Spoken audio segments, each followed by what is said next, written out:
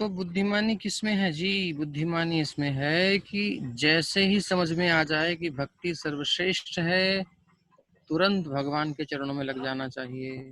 गया भैया यहाँ से तो विनोद जी क्या कह रहे हैं? Who is the host? Host तो यही है।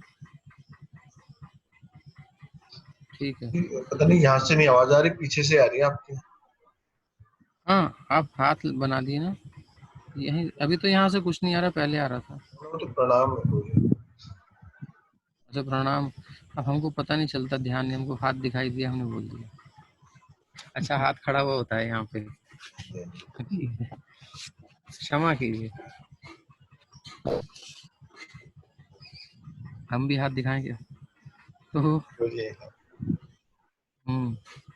तो बुद्धिमानी क्या है? सीधा भगवान की सेवा में लग जाओ, जितना समय मिला है लगा दो, काम खत्म। काय कुछ नहीं टेंशन लेनी।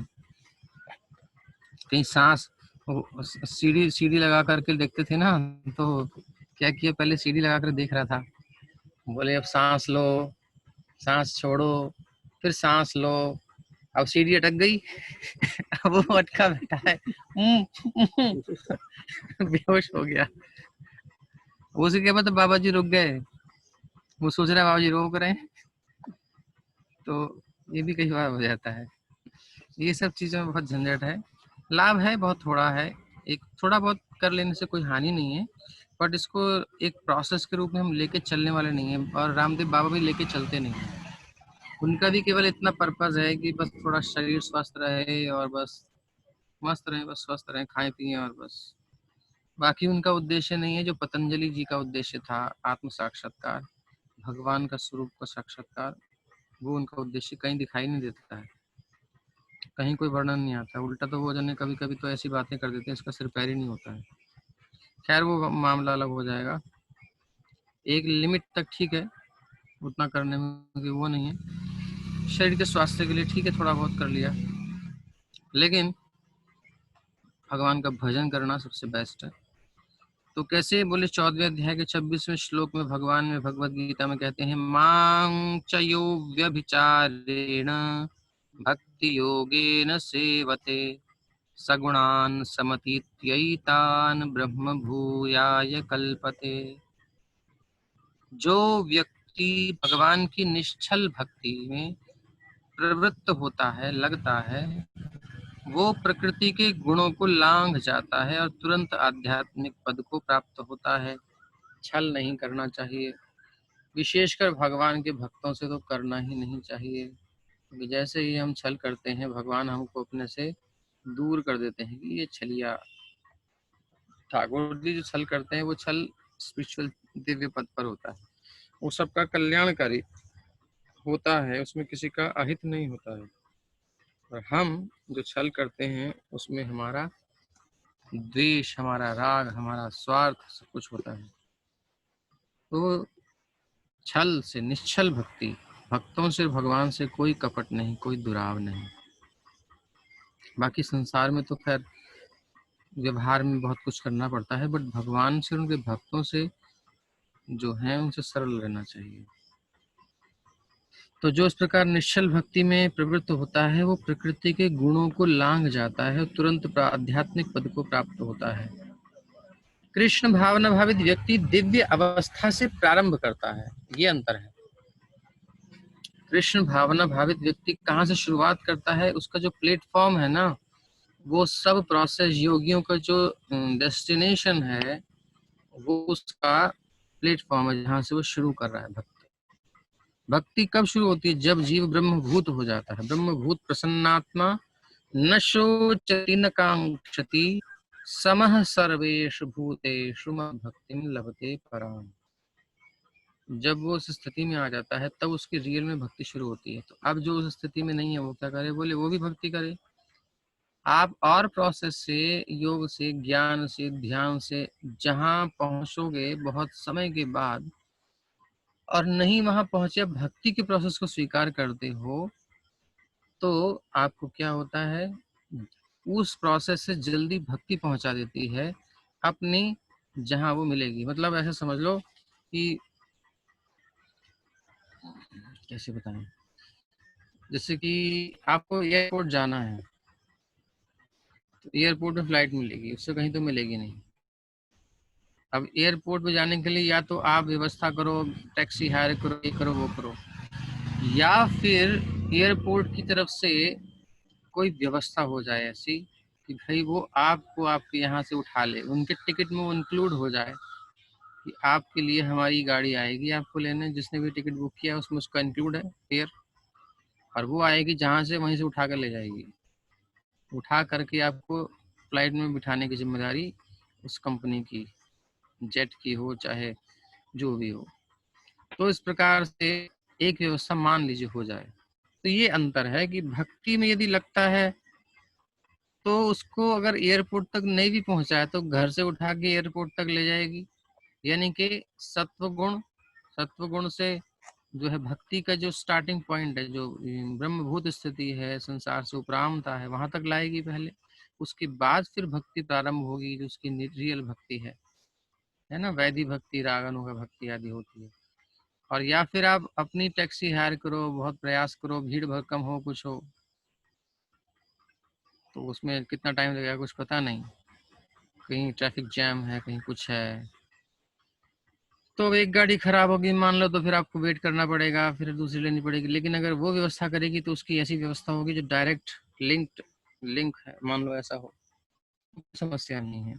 एक एक हम एज्यूम कर रहे हैं, एक परिकल्पना कर रहे हैं, तो इस प्रकार से मान लीजिए।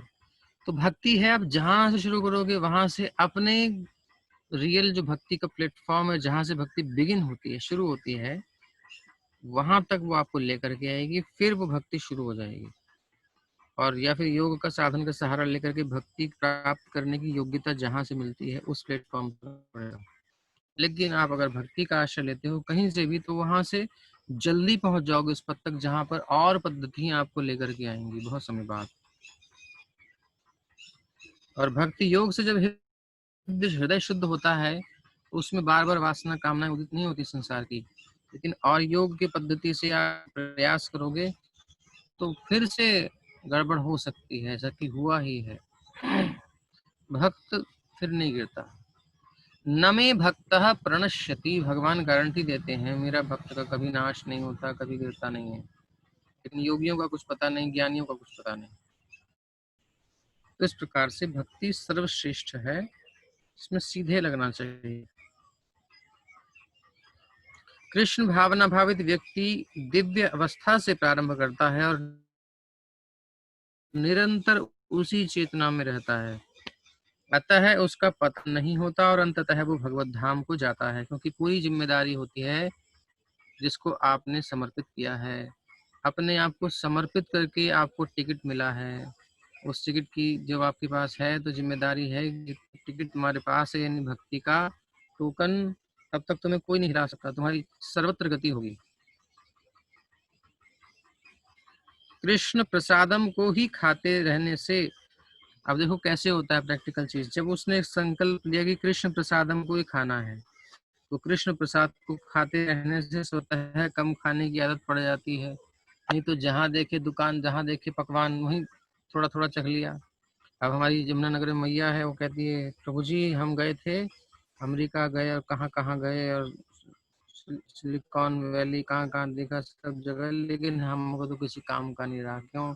बोले हम तो कृष्ण कॉन्शियसनेस हो गए, अब फूड का चक्कर पड़ता है, वहाँ कुछ है ही नहीं, कहीं सेंटर्स होते हैं या फिर ढूंढो फूड्स ढूंढो या फिर सब ढूंढो, बड़ा हमको तो इसी में लगे रह गए, हमको तो कुछ समझ में नहीं आया, हमारे लिए तो बेकार हो गया इस अमेरिका अमेरिका सब, तो हम कहीं खा नहीं सकते, और लोग तो जा करके कहीं भी एंट्री कर जाए, हम नहीं कर सकते। तो तपस्या हो गई, नहीं हो गई, यज्ञ हो गया ना, अपने आप में हो गया। तो कृष्ण प्रसादम को ही खाते रहने से स्वतः कम खाने की आदत पड़ जाती है। हमारे विनोद जी भी गए थे बाहर, तो ये भी बता रहे हैं इतना नहीं मिलता है। तो ये स्वतः कम खाने की आदत पड़ जाती है। इंद्रिय निग्रह के मामले में कम भोजन करना, अल्पाहार अत्यंत लाभप्रद होता है। ज्यादा खाने से बड़ी समस्या होती है, मन भी चंचल होता है, इंद्रियों को कंट्रोल नहीं कर सकते हम, क्योंकि जब जब मन आया तब खाया, जब मन आया तब खाया, बकरी की तरह चपर चपर चपर चपर, जब जहाँ बकरी देखती दो पत्ते वहां मुंह मारेगी, दो पत्ते वहां मुंह मारेगी। तो ये खराब स्थिति है, वो योग नहीं कर सकता, उसका मन हमेशा हमेशा चंचल रहेगा, आदत पड़ जाती है ना। जैसे कोई भी एडिक्शन हो जाता है हमें, तो ये भी एक एडिक्शन है एक्चुअली। किसी भी चीज की लत पड़ जाती है तो फिर बार बार मन भागता है। तो संसार में इस प्रकार से इंद्रिय निग्रह हो जाता है। इंद्रिय निग्रह के मामले में कम भोजन करना, अल्पाहार अत्यंत लाभप्रद होता है, और इंद्रिय निग्रह के बिना भव बंधन से निकल पाना संभव नहीं है। जब तक इंद्रियों का निग्रह नहीं हुआ, भव बंधन से निकलना मुश्किल है। क्योंकि इंद्रियां यदि कंट्रोल ही नहीं है तो हम कैसे भगवान करेंगे। अगर हमारी आंख ही हमारे नियंत्रण में नहीं है तो हम कैसे भगवान का दर्शन करेंगे। मंदिर में जाएंगे तो मंदिर में ठाकुर जी को नहीं देखेंगे, इधर उधर क्या क्या देखेंगे। लोग ऐसा ही करते हैं मोस्टली, उनकी दृष्टि टिकती नहीं भगवान पर। मंदिर दर्शन करके आते, पूछो क्या देखा कुछ पता ही नहीं है। वो बता देंगे ऐसा था वैसा था, ये बना हुआ था। गुरुद्वारे में गए अमृतसर के, तो स्वर्ण मंदिर देखने में लगे पड़े, सोना ही सोना है जी। गूगल साहब जी सामने पड़े हैं, क्या हो रहा है उसमें, क्या लिखा है, कौन से उसमें ऊपर उनके लिखे हैं पद, उस पर दृष्टि नहीं जा रही, सोने पे जा रही है। तो इंद्रिय कंट्रोल में नहीं तो यही होंगी, साइड में जो चीजें हैं वो दिखेंगी। ठाकुर जी का बंगला दिखाई देगा, मंदिर में जाएंगे, खूब बंगले लग रहे हैं, सज रहे हैं सावन के उसमें, कितना सुंदर गुलाब है, चमेली है, ये मतलब इधर उधर की शोभा निहार रहे हैं लोग। भरे जिसके लिए लग रहा है वो बंगला, वो कहाँ है, तुम्हें होश नहीं है। इंद्रिय निग्रह नहीं है तो कुछ नहीं होगा भक्ति। इसलिए भव बंधन से नहीं निकल सकते, क्योंकि इंद्रियां भगवान में लगी नहीं। जब भगवान में लगेंगी तभी तो निकलेंगे। एक श्लोक और लें या नहीं रहने दें? 5 मिनट हैं तो आप ऐसा कीजिए, 6 मिनट है, क्वेश्चन या पढ़ ही लेते हैं एक श्लोक फटाफट। सर्वेप्येते यज्ञविदो सर्वेप्येते यज्ञविदो यज्ञक्षपितकल्मषा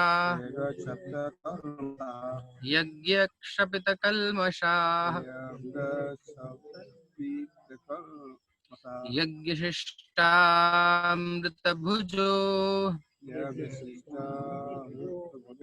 यान्ति ब्रह्म सनातनम्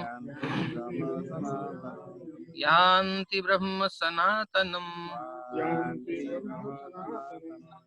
भगवान अंत में कह रहे हैं कि ये सभी यज्ञ करने वाले यज्ञों का अर्थ जानने के कारण, मुख्य बिंदु क्या है, यज्ञ विदो, यज्ञ का अर्थ क्या है, यज्ञ किस लिए किया जा रहा है, इस अर्थ को जानने के कारण पाप कर्मों से मुक्त हो जाते हैं और यज्ञों के फल रूपी अमृत को चखकर परम दिव्य आकाश की ओर बढ़ते जाते हैं। मतलब उनकी ऊर्ध्व गति होती है, तपस्या से आगे जाते हैं, गिरते नहीं है नीचे, उन्नति होती है। बट भगवत धाम का गमन वो तो भक्ति से ही होगा। अब इनको आगे बढ़ते बढ़ते रास्ते में कहीं भक्त संग मिल जाए तो जल्दी पकड़ लेंगे, ये एक लाभ है। तो विभिन्न प्रकार के यज्ञों यानी द्रव्य यज्ञ जो हमने सुना कि विभिन्न प्रकार के दान करते हैं, स्वाध्याय यज्ञ शास्त्र अध्ययन करते हैं, योग यज्ञ प्राणायाम आदि करते हैं, कि उपर्युक्त व्याख्या से ये देखा जाता है कि इन सब का एक ही उद्देश्य है। इन सब का एक ही उद्देश्य है और वो है इंद्रियों का निग्रह, नियंत्रण। इंद्रिय तृप्ति ही भौतिक अस्तित्व का मूल है, जड़ है। हम संसार में क्यों फंसे हैं, हम भौतिक जीवन में क्यों फंसे हैं, हम कष्ट क्यों भोग रहे हैं, इसका एक ही कारण है। वो क्या है? इंद्रिय तृप्ति की भावना। ठीक है, तो इंद्रिय तृप्ति की भावना जब तक हमारे अंदर रहेगी तब तक हम इससे मुक्त होने वाले नहीं हैं। और ये जो सब क्रियाएं हैं, इससे क्या होता है, इंद्रिय निग्रह होता है, इंद्रिय तृप्ति में कमी आती है। देखो अब द्रव्य यज्ञ क्या है, हमारे पास 10 लाख रुपए हैं, हमने 1 लाख रुपया क्या किया, कहीं मंदिर में, कहीं रथ यात्रा में, कहीं भगवान के प्रसाद बंटवाने में, जो भी हमारे को लगे, कुछ पुस्तकें वितरण करवाने में, कुछ वैष्णव सेवा में, गौ सेवा में, तो इस प्रकार दान किया तो उससे क्या होता है, उतना लाख रुपया हमारा भोग में लगने से बचा। उससे हम चाहते तो बहुत सारी गड़बड़ कर सकते थे, लेकिन वो बच गया। उतना हमारा इंद्रिय निग्रह तो हुआ ना, क्योंकि हमने उसको कमाने में कुछ तो परिश्रम किया है ना जी। तो वो तपस्या में परिवर्तित हो गया, वो तप हो गया आपका। जब आपने उस धन को, जो समय आपने दिया था उसे कमाने में, जो मस्तिष्क लगाया था, जो भी शक्ति लगाई थी, वो फल आपने भगवत सेवा में कहीं अर्पित कर दिया या किसी कल्याणमय कार्य में लगा दिया, तो वो आपका भोग से रहित हो गया, वो आपका तप हो गया। आपकी इंद्रियां उतना तो कंट्रोल हो गई ना, उतना आप बर्बाद भी कर सकते थे, बच गए। तो इस प्रकार से ये हो गई इंद्र तृप्ति से हम बचे, इतनी इंद्र तृप्ति से बचे। स्वाध्याय यज्ञ, स्वाध्याय करेंगे तो फिर समय कहाँ है भोग करने का, उसी में अध्ययन में लगे पड़े हैं। तो तपस्या हो रही है, इंद्रिय निग्रह हो गया, इतना पाठ करना ही करना है, इतना अध्ययन करना है, तो इंद्रिय निग्रह बहुत हो जाता है। योग यज्ञ तो फिर प्राणायाम करने में बड़ा समय लगता है, समय देना होता है, मन को एकाग्र रखना होता है, और अगर मन चंचल होगा तो प्राणायाम में मन नहीं लगेगा, तो फिर शांति स्थिरता नहीं आएगी, मन में प्रसन्नता नहीं होगी। तो इस प्रकार से इंद्रिय तृप्ति का अभाव हो जाता है इन क्रियाओं से, इन यज्ञों से। और उससे क्या होता है, इंद्रिय तृप्ति ही भौतिक अस्तित्व का मूल कारण है। इसलिए जब तक इंद्रिय तृप्ति से भिन्न धरातल पर स्थित नहीं हुआ जाए, तब तक सच्चिदानंद के नित्य धरातल तक उठ पाना संभव नहीं है। हमें कहाँ जाना है, अपने सच्चिदानंद स्वरूप को प्राप्त करना है, जो हमारा असली प्लेटफॉर्म है, असली स्वरूप है। उसको प्राप्त करने के लिए असत अचित निरानंद स्वरूप को त्यागना पड़ेगा, जो कि ये भौतिक अस्तित्व है। तो हम यहाँ क्यों हैं, क्योंकि हमने इंद्रियों की तृप्ति करने की खूब भरसक कोशिश की है, खूब प्रयास किया है, इसलिए हम इस पद पर टिके हुए हैं। जैसे ही हम इंद्रिय तृप्ति त्यागते हैं, हम धरती को छोड़कर, यानी इस भौतिक भोग की धरती को छोड़कर भगवान की सेवा की धरती पर, उस प्लेटफॉर्म पर अग्रसर होने लगते हैं, जो कि आनंद में स्थित है, सच्चिदानंद के नित्य धरातल तक उठ जाता है। ये धरातल नित्य आकाश या ब्रह्म आकाश में है। उपर्युक्त सारे यज्ञों से संसार के पाप कर्मों से विमल हुआ जा सकता है। जितने भी यज्ञ हैं, जीवन में इस प्रगति से मनुष्य न केवल सुखी और ऐश्वर्यवान बनता है, मतलब इस जीवन में भी इस प्रगति से न तो केवल सुखी नहीं होता, ऐश्वर्यवान ही नहीं बनता, बल्कि अंत में वो भगवान के निराकार ब्रह्म के साथ तादात्म्य के द्वारा श्री भगवान कृष्ण की या फिर श्री भगवान कृष्ण की संगति प्राप्त करके भगवान के शाश्वत धाम को प्राप्त करता है। तो सार रूप में ये है कि तपस्या, विभिन्न प्रकार के यज्ञ के प्रोसेस हैं, प्रक्रियाएं हैं, इन सब का एक ही फल है, इंद्रियों का निग्रह, इंद्रियों को कंट्रोल में करना। इंद्रियों को नियंत्रित करने का क्या लाभ है, बोले इंद्रियों को तृप्ति नहीं देना, भोग नहीं करना। उससे क्या होगा, हमारा मन स्थिर होगा, समाहित होगा, और अपने स्वरूप का हमें अनुभव होगा। अरे कितना अच्छा लग रहा है इसमें। जब हम कहीं कुछ सेवा करते हैं, थोड़ी सी अनुभव कीजिए, हम अपना कुछ भोजन त्याग कर किसी को खिलाते हैं। कदाचित ऐसा कभी समय आया हो कि हम खा रहे थे, ये हमारी खाने की इच्छा थी, फिर किसी को आवश्यकता पड़ी तो हमने कहा चलो ठीक है आप ले जाओ, हमने थोड़ी सी सह लिया, तो एक अंदर शांति मिलती है, तृप्ति मिलती है। इसको कभी अनुभव किया हो पता नहीं। जब हम त्यागते हैं, इंद्रिय तृप्ति त्यागते हैं, तो भले ही इंद्रियों को कुछ समय के लिए कष्ट दिखे, लेकिन अंतःकरण में शांति मिलती है, शुद्ध होता है अंतःकरण। तो इसी प्रकार से सब तपस्याओं से जब इंद्रियां हमारी भोगों से विरत होती हैं, हटती हैं, तो संयमित होता है, मन स्थिर होता है। भोग से मन विचलित होता है, चंचल होता है, परेशान होता है, फ्रस्ट्रेशन आता है। जितना ज्यादा भोग करोगे उतना ज्यादा परेशान रहेगा आदमी, फियरफुल रहेगा, डिस्ट्रेस उसके अंदर हो जाएगा। लेकिन जितना त्याग करेगा उतना, अब ये ज्ञान पूर्वक समझ के होना चाहिए, तो उसको देखते रहेंगे तो अंतःकरण में शुद्धि होती है और मन स्थिर होता है। और इंद्रिय तृप्ति के अभाव के कारण जब मन स्थिर होता है तो अपने स्वरूप की थोड़ी झलक मिलती है, तब हमें बात समझ में आती है। तो जो निराकार ब्रह्म में लीन होना चाहता है, वो उस प्रकार से उस मार्ग पर चलता है, आत्म साक्षात्कार करके ब्रह्म में लीन होता है। लेकिन जिसे भक्त का संग मिल गया है वो समझ जाता है कि अरे मेरा स्वरूप तो भगवान की सेवा करना है, तो वो स्थिर मन से भगवान की सेवा में लगता है और दिव्य आनंद का अनुभव करता है और उसको फिर त्याग करना नहीं चाहता। इतना सुख उसको मिलता है, तो इतना सुख मिलता है। तो जब हम आगे भगवान की लीलाओं को सुनेंगे, फिलहाल भी सुख मिल रहा होगा, लेकिन जब हम इन नियमों को ठीक से पालन करके एक भक्त की जीवन शैली को ठीक से अपनाएंगे, तब ये बात अच्छे से समझ में आएगी।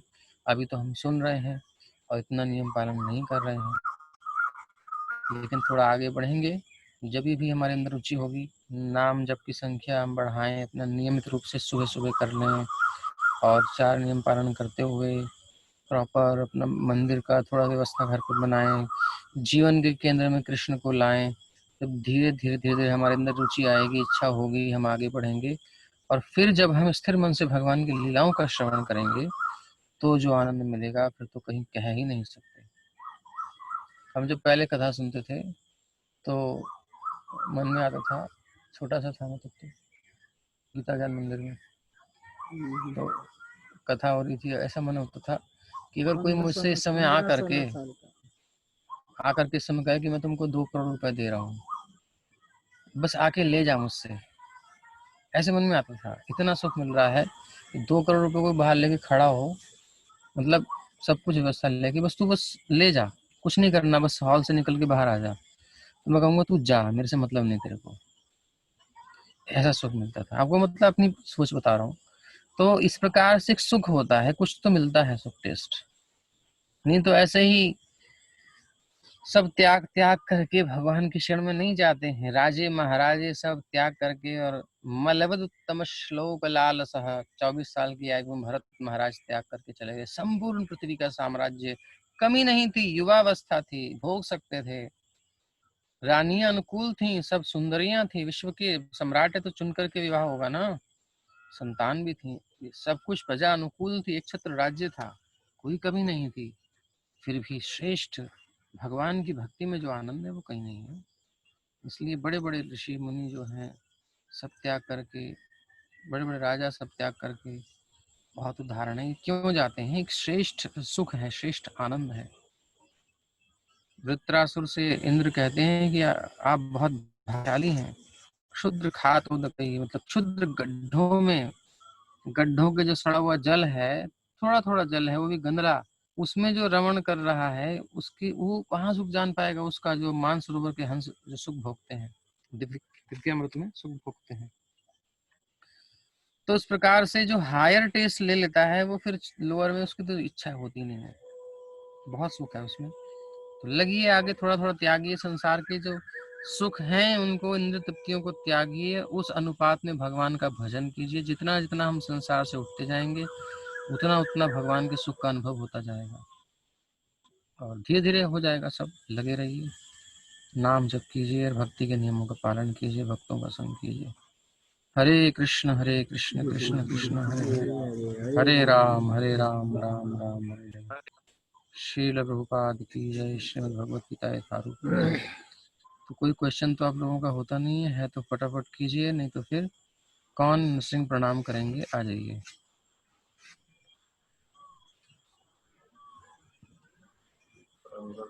परमगौड़ प्रभु जी करोगे? हरे कृष्णा परमगौड़ प्रभु जी करेंगे। हरे कृष्णा प्रभु जी। हाँ जी प्रभु जी, दंडवत प्रणाम।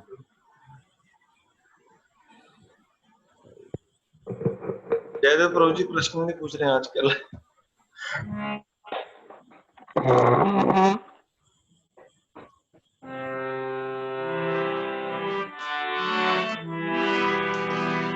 नमस्ते नरसिंहाय, नमस्ते नमस्ते नरसिंहाय, पलकलाय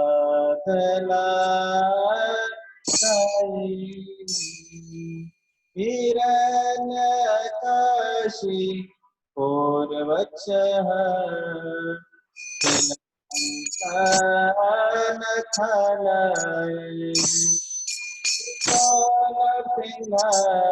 परतो नरसिंह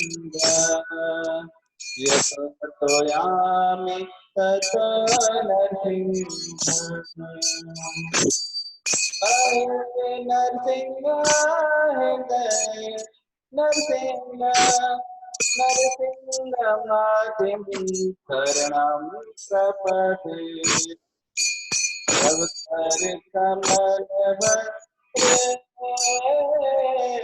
नाथम् अद्भुत श्रृंगार ललिता हिरण्यकशिपु गोविंदा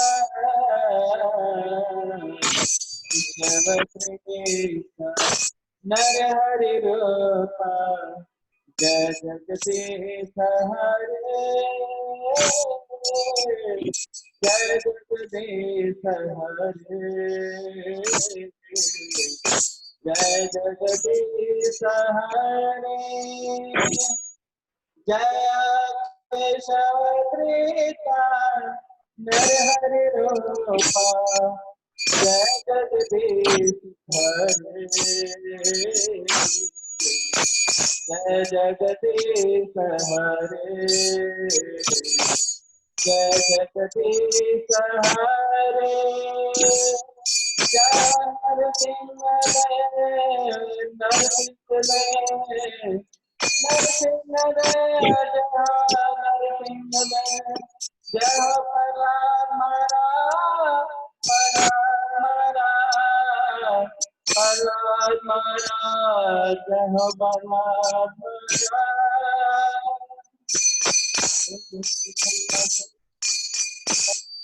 भगवान